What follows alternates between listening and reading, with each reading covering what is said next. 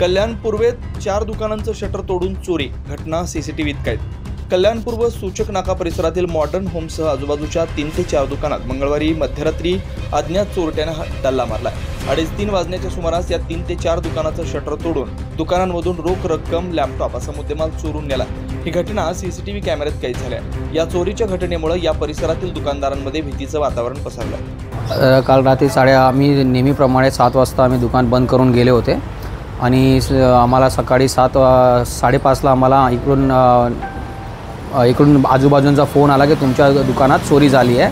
तर आम्ही बघितलं सीसीटीव्ही फुटेजमध्ये, तर एक चोर आहे जे 3:30 वाजता दुकानात घुसला आहे आणि त्यांनी आमच्या लॅपटॉप आणि काही मालमत्ता आमची त्यांनी चोरी केली आहे आणि आम्ही त्या संबंधित आम्ही पोलीस स्टेशनला तक्रार केली आहे आणि सीसीटीव्ही फुटेज त्याला आम्ही दिले आहे।